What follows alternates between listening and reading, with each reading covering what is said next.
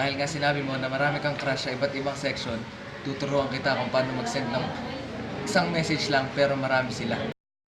Punta ka sa Microsoft Word. Tapos, sa taas nun, pindutin mo, mailings.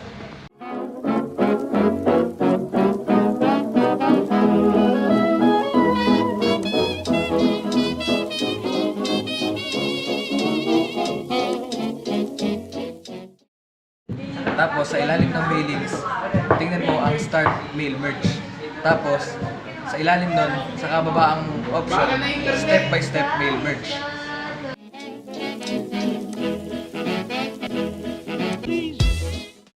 Tapos nun, mail option na lalabas sa gilid. At ang pipiliin mo doon ay ang kauna-unahang option, which is yung letters.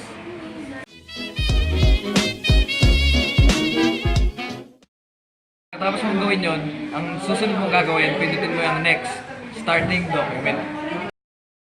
Lalabas doon ang isang option na naman na nakalagay, use the current document. Pagkatapos mong pindutin yon, pindutin mo ang next. Siyempre, lalabas na doon kung sino o kung kani-kanino mo isesend ang iyong message.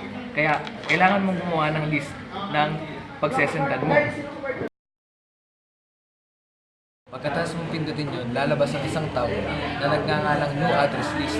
At dito, ilalagay mo ang first name, last name, company name, at title ng iyong pagsesendan.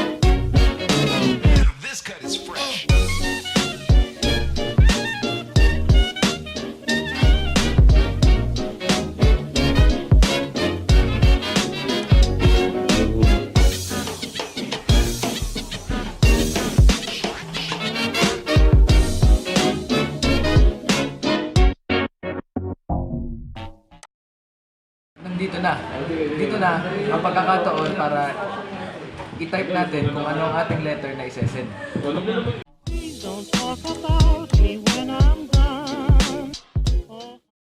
Tapos nun, pindutin mo ang enter at pindutin mo naman ang greeting line. So our friendship ceases from now on. If you can't say anything real nice, it's better not to talk at all, is my advice.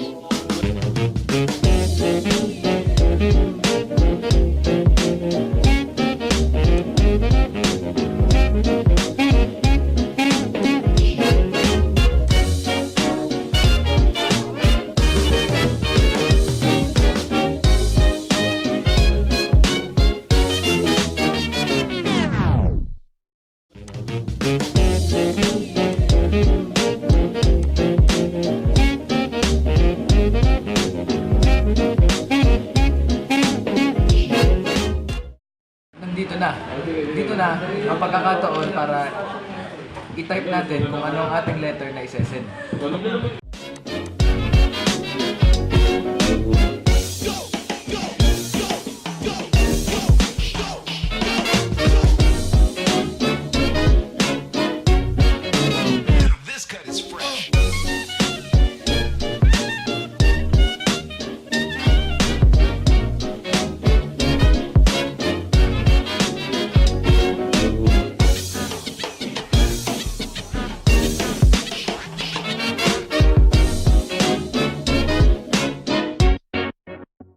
Tapos, ang greeting line, maaari mo nang i-preview ang letters mo.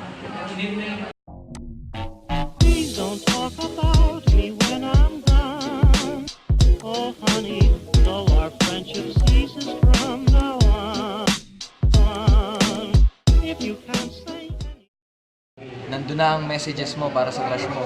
Tapos, pag nakita mo na tama lahat ng mail merge o lahat ng mga messages na nagawa mo, pindutin mo, complete na mail merge.